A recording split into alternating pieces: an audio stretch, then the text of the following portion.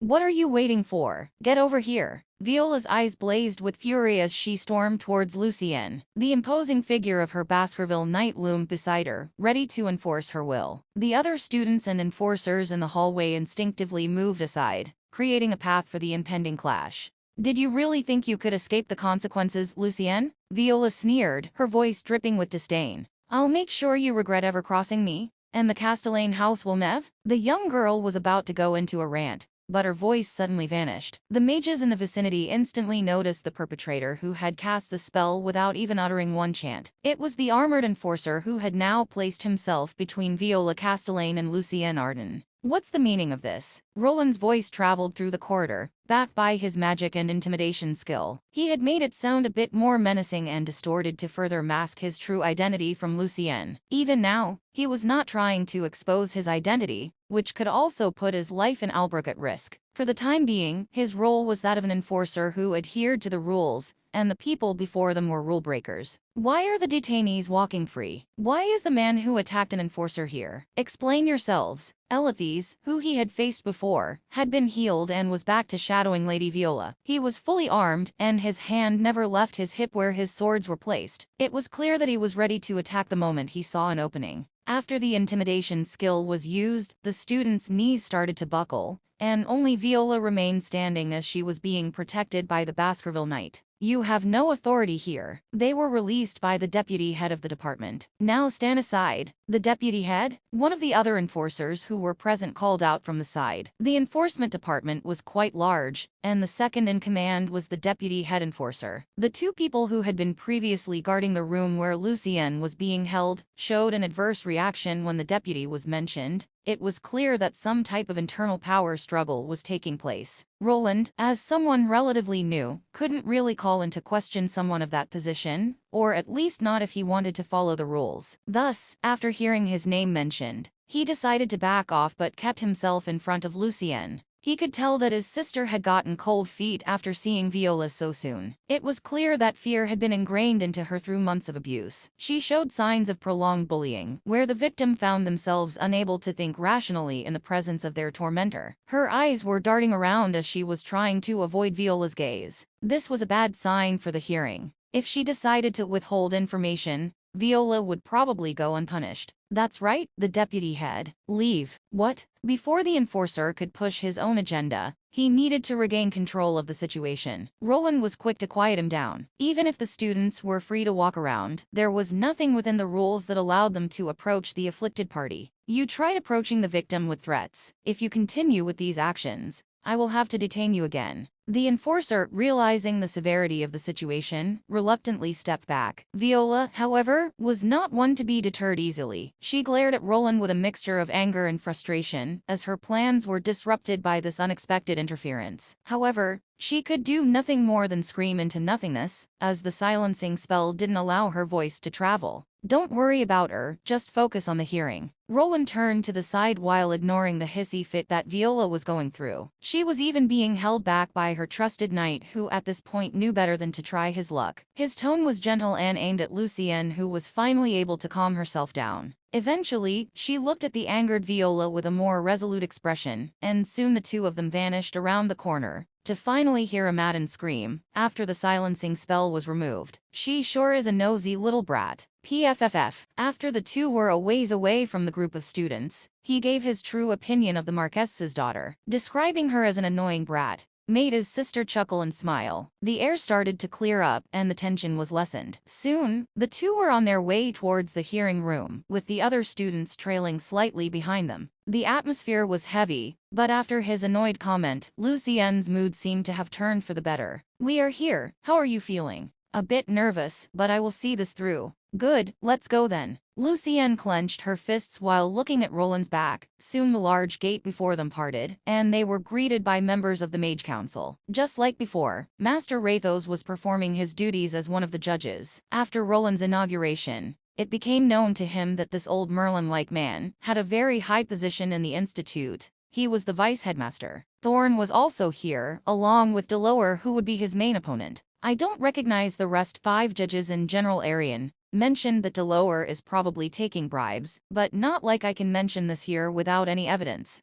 Finally, we can begin. Rathos smiled towards Lucienne as she entered along with Roland. Delaware, on the other hand, whispered something to another judge they were sitting with. It was clear that some of them were already bribed, and even if Thorn took his side, there was a possibility of them losing this case. The hearing room was grand and adorned with magical symbols etched into the walls. The 5 judges sat at a high table, their expressions a mix of curiosity and sternness. Roland could tell that Lucienne was feeling anxious, but it was too late to turn away. He could only stand and watch as she was called forward to confront the prying eyes of the Council of Mages. Lucienne Arden, you are here today to present your testimony regarding the recent incident involving the Institute training facility. Please speak the truth and hold nothing back, announced Thorn with a commanding voice which made Lucienne stand up at attention. Why, yes, Professor, sir. Lucienne responded, her voice trembling slightly. She stole a quick glance at Roland, who stood beside her, and gave her a resounding nod of encouragement. They had discussed how the hearing would go, so she responded with a nod of her own, but before she could speak, someone else interrupted her. I will remind you that speaking falsehoods in the presence of the High Mages is forbidden and will be severely punished. If you can't prove any of your claims, I would also advise you to. Professor Delaware, please watch your tone. Delaware was quick to interrupt Lucienne before she could even start. Luckily, Thorn kept him from speaking further. It was clear that he was trying to give her a warning before she even began her testimony, perhaps to intimidate her into silence.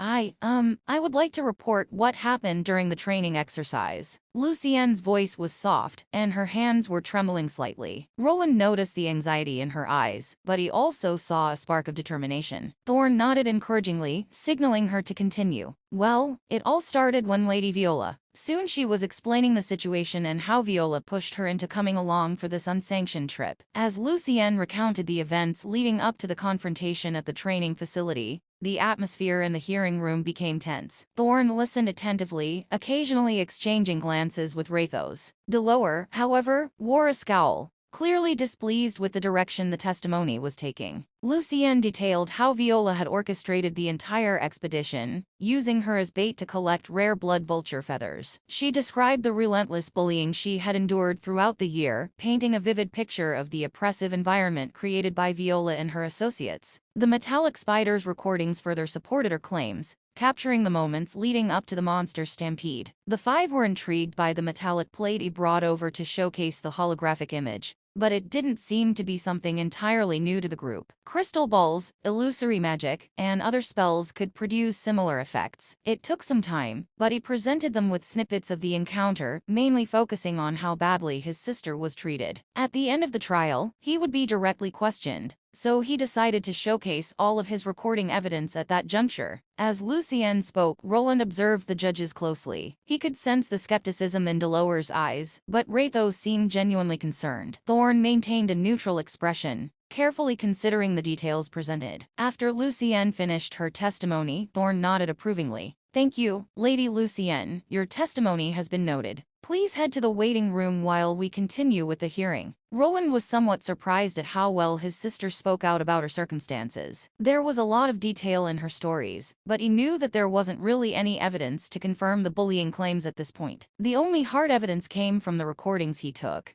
which his mage peers seemed to enjoy. He could see them eyeing the holographic images with interest, but couldn't speak out about the technicalities as the hearing was taking place. Now then, let us continue. Let Lady Viola Castellane in. Lucienne was led to a separate room while he stayed behind to listen to what the main suspect had to say. He noticed his sister glancing in his direction, her eyes reflecting concern, but he couldn't accompany her any longer. Once all the students had completed their questioning, he became the final witness, possibly holding the key to determining how the case would be handled. Viola Castellane's entrance proved to be a spectacle. She skillfully turned on the waterworks and portrayed herself as though on the brink of fainting. It was commendable how adeptly she could act at such a young age. Her performance demonstrated that she was quite ready to mingle with other nobles and join in some of the theatrics they partook in. Lady Castellane, please take a seat. We are here to hear your side of the story, but if you're not feeling well, then perhaps we should postpone this hearing. Delaware promptly suggested postponing the hearing,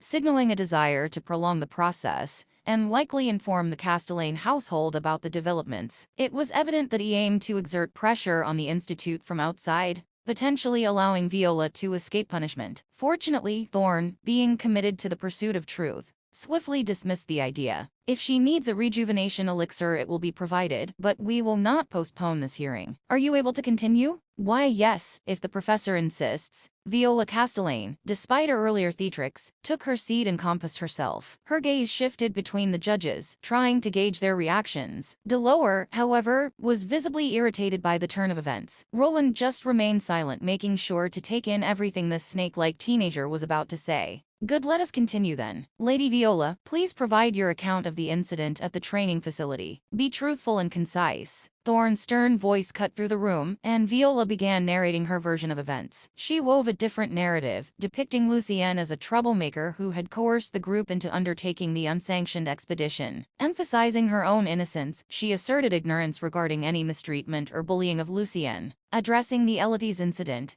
she deflected the bribery attempt, portraying it as a decision made solely by the man himself. My esteemed professors, I want to assure you that I harbored no intention of causing harm to Lady Lucienne. While I admit to losing my temper during the monster attack, I was genuinely uncertain about what course of action to take. I simply wish to extend my sincere apologies to dear Lucienne if she misconstrued any of my actions. It's possible that I may have miscommunicated my intentions. Viola's words were skillfully crafted, and her tone held an air of innocence. It was clear that she had experience in manipulating situations to her advantage. As she spoke, DeLoer's scowl eased, and he nodded approvingly. Thorne, on the other hand, maintained a poker face, his eyes carefully analyzing every word. Lady Viola, your testimony is noted. We will now proceed with questioning the other students. Once the testimony concluded, he observed Viola being escorted to another waiting room. Her intense gaze fixed upon him conveyed a sense of indignation, as if she wished to launch a fireball in his direction. Following her, the remaining 4 students came forward, merely regurgitating Viola's narrative. As anticipated, Elites confirmed the bribery charges and attempted to shoulder all the blame. Now it was only Roland who remained, and his words would be the last deciding factor.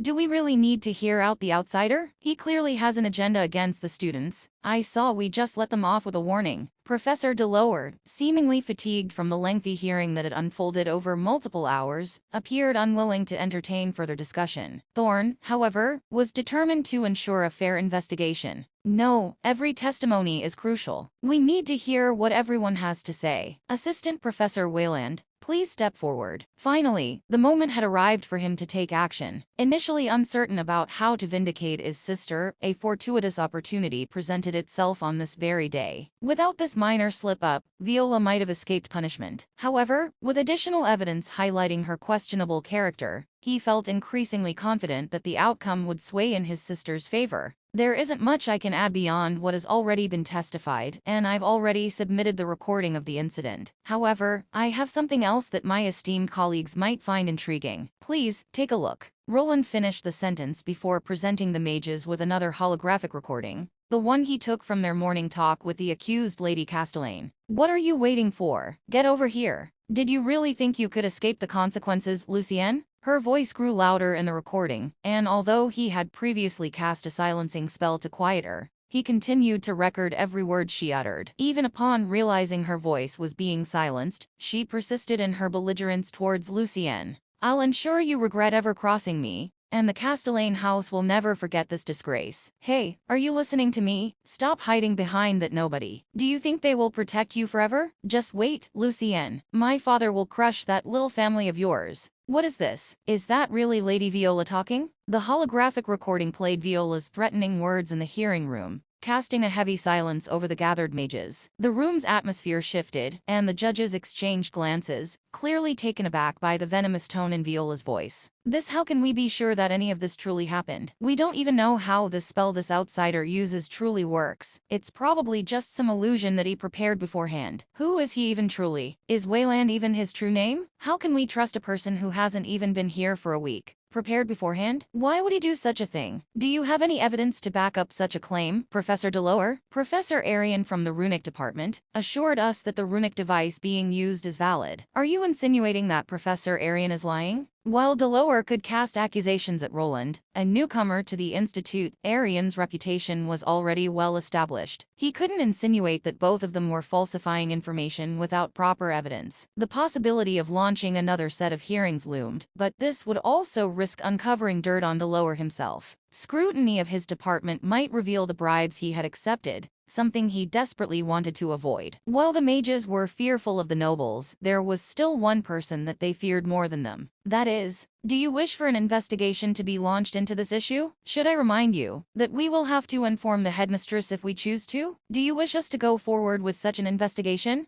No. Very well, we will take this evidence into account, and it will be thoroughly examined. Assistant Professor Wayland, you are dismissed. Please wait outside. Of course. His task was complete. He had presented all the evidence at his disposal, and now it rested with the Council of Mages to make their decision. It was evident that Delaware had been influenced and would vote against punishing Viola. Thorn stood by his side, but the stance of the remaining council members remained uncertain. Although they had shown some interest in the recording technology during the hearing, its impact on his sister's case remained uncertain. I guess this is it. Will they punish her or not? Either way, Lucien might be in trouble. What should I do? As the large gates to the hearing chamber closed behind him, he began to worry. His sister's future was on the line, and perhaps, with his own actions, he had set something into motion that could not be stopped. However, if push came to shove, he was prepared to respond in the same way he did at the training ground. The old Roland, who would once flee at the first sign of conflict, was no longer present. He was determined to see this through to the end, even if it meant making enemies of some nobles. Roland paced nervously in the hallway, his mind racing with thoughts about what might happen next. The outcome of the hearing could have far-reaching consequences not only for Viola, but also for Lucien and even Roland himself. The mages inside were deliberating, and the tension hung in the air. Are they still in there? It's been an hour already. They must really not be sure about what to do if it's taken this long. Arian joined him outside. Though not a part of the judges, he could sense that something was amiss. Typically, decisions in matters like these were made swiftly. It was apparent that these old mages hesitated, likely reluctant to offend the nobles. However, the rules were clear. Viola Castellane needed to be punished. I can't imagine the punishment being too great, but perhaps Thorn will use it as an example to deter other nobles from doing the same. At least, that seemed to be his main goal. Soon enough, the heavy doors of the hearing chamber finally creaked open, revealing the 5 judges. It was time for all the involved to return as a verdict had been made. Roland looked at the 5 trying to figure out the decision by their facial expressions. Thorn seemed stoic, Rathos contemplative, and Delaware unhappy. After careful consideration of the evidence presented and the testimonies provided, we have reached a decision, Thorn announced, breaking the tense silence. After everyone had returned to the hearing chamber, Roland held his breath, awaiting the verdict that would determine not just Viola's fate, but the course of his sister's future at the Institute. Lucien stood next to him in an environment seemingly against her, while Viola huddled with all the other students in her knight. Lady Viola Castellane, based on the evidence and testimonies, you are found guilty of orchestrating an unauthorized expedition, endangering the lives of fellow students, and engaging in reprehensible behavior, not befitting of a student of the Xander's Institute of Wizardry. A sense of relief washed over Roland as Thorn delivered the verdict. Lucien was quite shocked by the one-sidedness of it, and Viola could not comprehend what she was hearing. She was stunned by the words the enforcement head was speaking, unable to grasp the situation. No, this must be some kind of mistake. I didn't do anything wrong. Lady Castellane, please don't interrupt. If you continue speaking, your punishment will be heightened. Now where was I? Viola stood up in protest, but soon found her legs going weak. She wasn't taking the harsh tone or words lightly, but the consequences for her actions weren't as harsh as Roland hoped for. As a consequence of your actions, Lady Viola, you are hereby suspended from attending classes for the next 2 months. This suspension will serve as a period of reflection and rehabilitation. Further, a formal apology is expected to be issued to Lady Lucienne Arden for the emotional distress caused, along with a monetary compensation of 1,000 gold coins.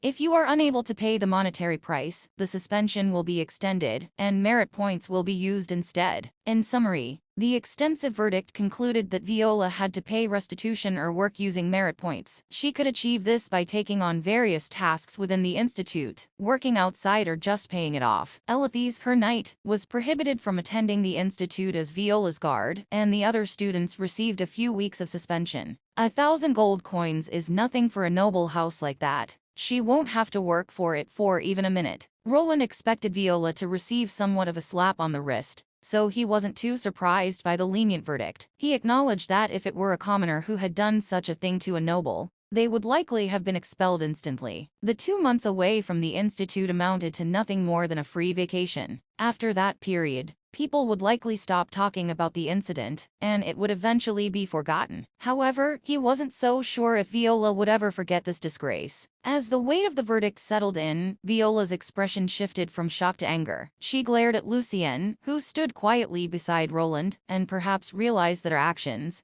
had not only failed to break Lucien, but also led to her honor being tarnished. Thorne continued, addressing the other students involved in the unauthorized expedition. Each received varying degrees of punishment, ranging from suspensions to community service within the institute. It would be good if things ended at this, but it was evident that this young lady was angered, and it wouldn't be surprising if she used those 2 months to plan her revenge. Roland, who had been the deciding factor in this whole hearing, would likely be on her radar, possibly a higher priority than Lucien, who had finally managed to stand up to her. Despite being a barren house, they were still a noble house. The thing nobles detested the most was a tarnished reputation, and perhaps their parents could come to some type of deal. Now that the truth was out, Wentworth Arden, he should have some friends in the royal military. I'm not sure if even the Castellans can offend him that easily. That is if he cares enough to pull some strings. Lucien, who had just been through a lot, chose to position herself behind him, seeking refuge from Viola's death glare. Wentworth was her father,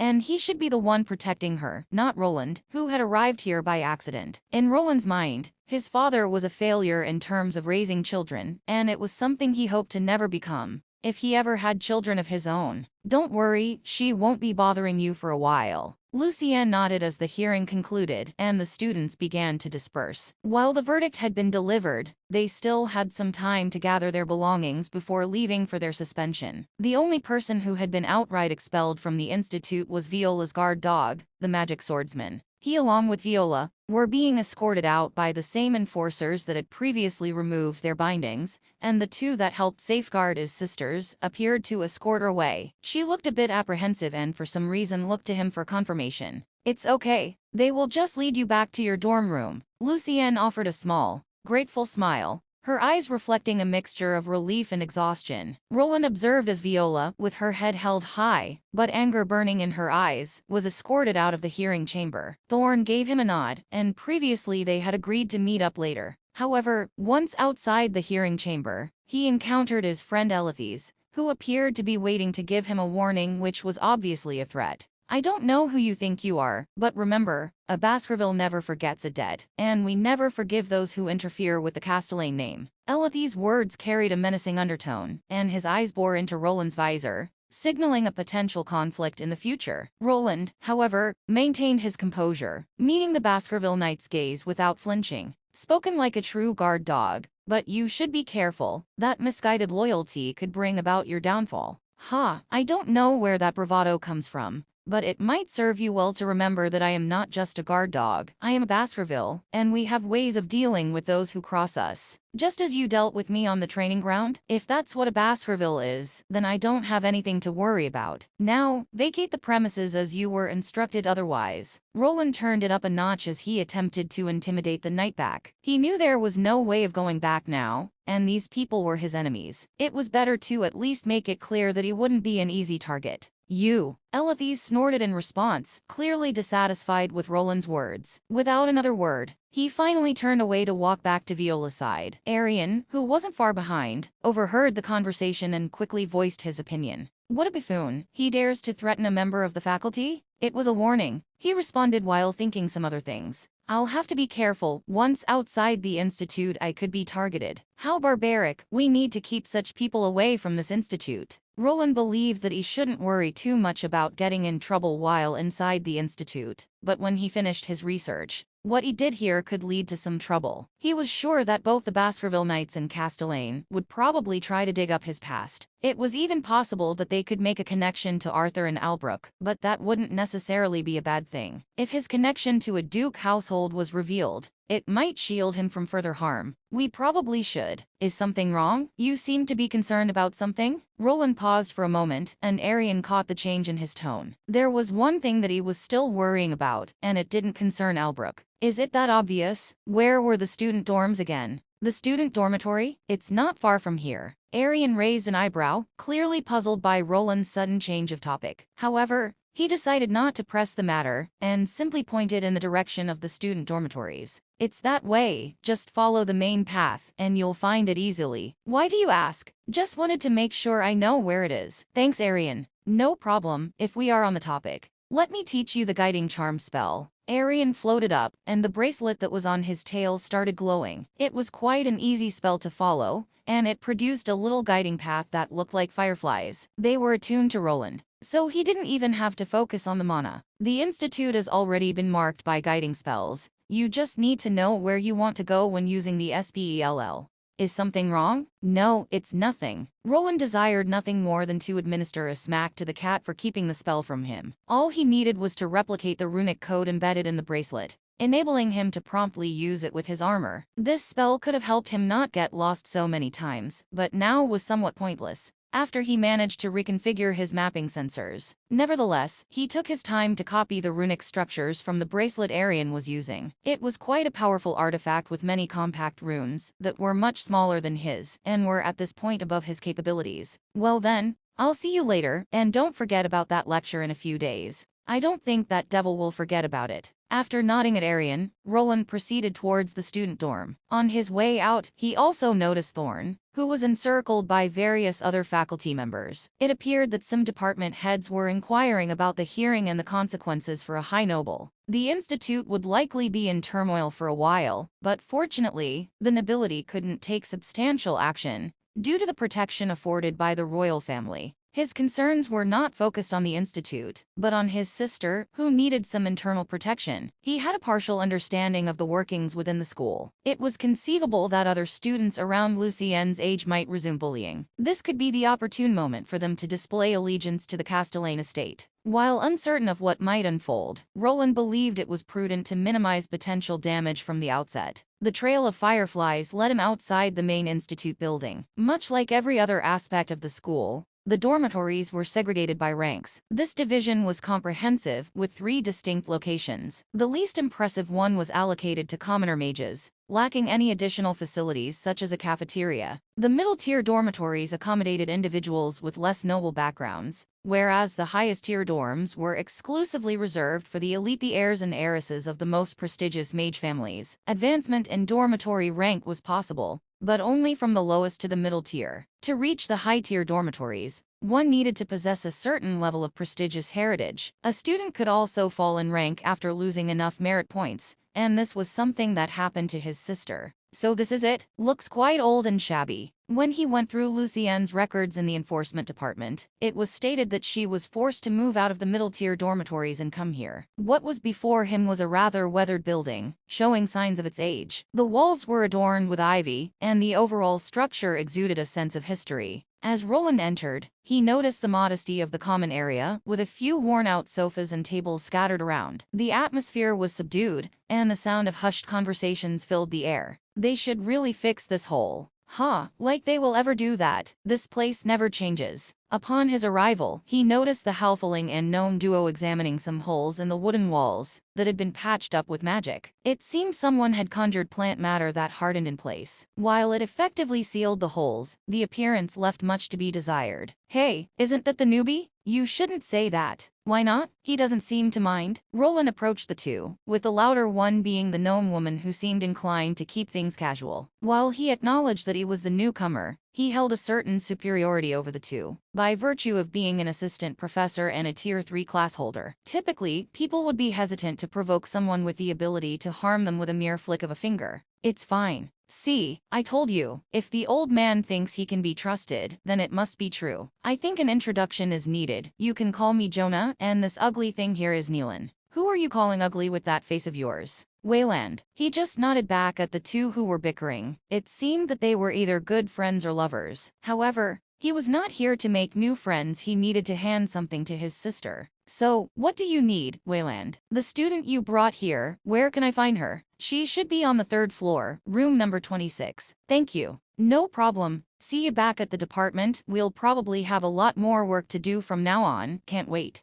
The two walked out from the dorm, with Jonah appearing content, likely deriving satisfaction from the drama surrounding the training facilitator incident. On the other hand, her friend Neelan seemed somewhat more irritated. Students around them continued to glance and whisper, indicating that news about the incident was likely spreading rapidly. Roland headed towards the staircase, observing that the entire area had fallen silent. The students stared at his armored form with evident interest, uncertain whether their fascination stemmed from fear of his appearance or the enforcer robe. Roland couldn't help but acknowledge that the inhabitants of the least favorable dormitory seemed adept at keeping to themselves. Not offending nobles was probably something they had trained themselves into doing to survive through their stay here. Once he arrived on the third floor, it was quite easy to locate the room with the 26 on it. The door was wide open, and a loud voice was coming from within. It was a voice that he had heard before, and it most likely belonged to the young lady that had visited Lucienne at the clinic area. It's the one with the fake status. Does she also live here? Uncertain of the lady's identity, Roland harbored reservations about placing full trust in her. The fact that she could afford an expensive charm to conceal her status when she shouldn't was suspicious. Despite these suspicions, given her close friendship with his sister, Lucienne,